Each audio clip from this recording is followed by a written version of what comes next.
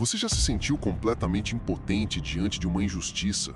Vendo pessoas sofrerem enquanto os culpados operam das sombras, intocáveis, protegidos pelo anonimato e pela burocracia? É uma raiva que queima por dentro, uma vontade de fazer algo, qualquer coisa. Agora, imagine usar a arma mais temida dos criminosos digitais, o ransomware, não para extorquir, mas para caçá-los, para salvar vidas. Esta é a história real e trágica de um homem que fez exatamente isso e, em troca, a mesma justiça que ele tentava defender o rotulou de monstro. Nosso protagonista não era um anarquista ou um criminoso. Vamos chamá-lo de Léo. De dia, Léo era um dos bons, um pesquisador de cibersegurança brilhante numa empresa de antivírus. Seu mundo era um campo de batalha digital, onde ele passava os dias analisando malwares, encontrando curas e construindo defesas para proteger hospitais, empresas e pessoas comuns de ataques virtuais. Ele era um guardião do muro, mas via o muro ruir todos os dias. A chamada para a aventura de Léo não foi um sussurro, foi um grito de dor. Aconteceu quando um hospital na pequena cidade onde seus pais ainda moravam foi atingido por um ataque de ransomware devastador. Sistemas inteiros foram bloqueados, cirurgias canceladas, vidas colocadas em risco. Entre os pacientes estava uma amiga de infância de sua mãe, uma senhora que precisava de uma cirurgia cardíaca urgente.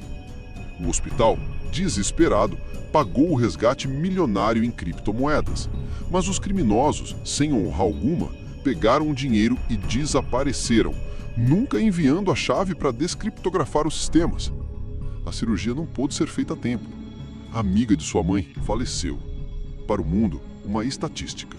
Para Léo, o estopim. Aquele ataque não era mais um problema técnico, era um assassinato. Consumido pelo luto por uma fúria gelada, Léo concluiu que a defesa não era mais suficiente. Proteger o muro não adiantava quando os inimigos podiam atacar impunemente do outro lado. Ele precisava contra-atacar. Ele, um único programador contra sindicatos do crime digital que faturavam bilhões. Era a definição de Davi contra Golias. Sua estratégia era poética e letal. Ele não criaria um vírus para atacar inocentes. Ele criaria uma arma para caçar caçadores. Por meses, ele trabalhou em segredo, desenvolvendo um Worm, uma arma digital autônoma projetada com um único propósito: caçar a infraestrutura digital da gangue que atacou o hospital. Ele o batizou de Nêmesis, em homenagem à deusa grega da retribuição. O plano era genial. Nêmesis se espalharia pela Dark Web, procurando as assinaturas digitais dos servidores dos criminosos. Ao encontrá-los, ele não roubaria nada. Ele faria algo muito pior. Criptografaria todos os dados roubados que os hackers guardavam, suas ferramentas de ataque e suas carteiras de criptomoedas. Ele usaria a arma deles contra eles mesmos, paralisando suas operações. E a chave de resgate? Não haveria uma. Seria a aniquilação digital. Neste ponto, precisamos entender a mente de Léo. Essa não era uma simples operação de hacktivismo. Era um ato de luto transformado em código. Psicologicamente, o peso dessa decisão era sísmico. Léo estava cruzando uma linha ética da qual não havia retorno. Ele, que passou a vida inteira construindo muros e criando escudos, agora estava forjando uma espada. Cada noite em claro não era alimentada por café, mas sim por uma obsessão justiceira. O que mantinha ele de pé não era a arrogância da sua habilidade, era o sentimento de propósito, era a memória daquela senhora, da dor em sua cidade. Cada função complexa do código Nêmesis era uma lágrima de raiva, uma tentativa desesperada de trazer algum tipo de equilíbrio a um universo caótico. Ele não queria dinheiro nem fama, ele queria vingança. Não contra uma pessoa, mas contra a própria injustiça. Na mente dele, a lógica era pura. Se o sistema não consegue punir os lobos, alguém precisa se tornar um lobo mais feroz para proteger o rebanho.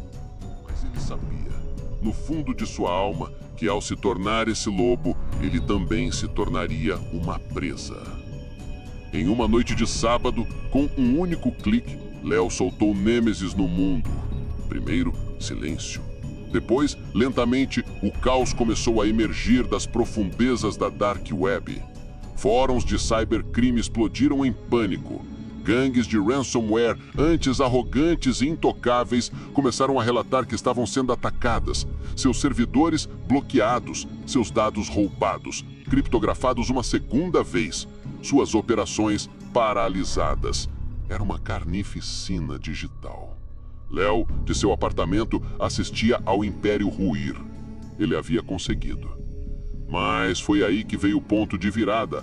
A escala e sofisticação do Worm Nemesis eram tão grandes que chamaram a atenção do mais alto escalão da cibersegurança mundial. O FBI e a Europol não viram um vigilante. Eles viram um novo tipo de arma digital, incrivelmente agressiva e perigosa, capaz de desestabilizar a internet. Pensaram ser obra de um Estado-nação ou de uma nova célula terrorista. A caçada ao criador de Nemesis se tornou a prioridade número 1 do mundo. O herói anônimo, sem saber, havia se tornado o inimigo público número 1. O legado de Léo é uma faca de 2 gumes. No curto prazo, ele foi um herói inegável. Os ataques de ransomware globais caíram quase 40% no trimestre seguinte. Ele salvou objetivamente inúmeros hospitais, escolas e empresas de sofrerem o mesmo destino que o de sua cidade. Mas o sistema que ele desafiou tinha uma memória longa e recursos quase infinitos. O FBI, em uma força-tarefa internacional, dedicou meses e seus melhores agentes para caçar o fantasma por trás de Nemesis. E encontraram. Um minúsculo erro operacional, um fragmento de log esquecido, foi o suficiente. Não houve tiroteio. Apenas o peso esmagador do Estado caindo sobre um homem em seu pijama. A mídia o pintou como um cyberterrorista. As manchetes falavam de um novo malware perigoso, ignorando completamente o contexto. Acusado sob leis antiterrorismo, o homem que tentou entregar justiça foi jogado em uma cela enfrentando uma sentença de prisão perpétua. Ele salvou vidas, mas perdeu a sua. Essa história nos força a refletir sobre a linha tênue e perigosa entre justiça e lei. O que acontece quando a lei se mostra lenta, ou pior, incapaz de proteger os inocentes de novas formas de maldade? O ato de Léo foi ilegal, sem dúvida, mas foi moral. Sua jornada nos faz uma pergunta desconfortável. Um ato ilegal pode ser moralmente justo? E mais importante, quem decide? Léo nos mostra que no mundo digital do século XXI, as intenções, por mais nobres que sejam, podem ser completamente invisíveis para um sistema que foi programado apenas para enxergar a infração do código e não a alma por trás dele. Se essa história te fez questionar a verdadeira natureza da justiça, espere até descobrir a história do grupo de ativistas que derrubou a Bolsa de Valores para expor a corrupção e o caos que eles causaram no processo. Inscreva-se no canal para mergulhar em mais histórias que revelam os segredos por trás da tecnologia. Deixe um comentário. Se você estivesse no lugar do júri de Léo, você o condenaria ou absolveria? Por quê? E se curtiu, compartilhe com alguém que precisa ouvir isso, porque às vezes os heróis mais verdadeiros são aqueles que o mundo se recusa a ver.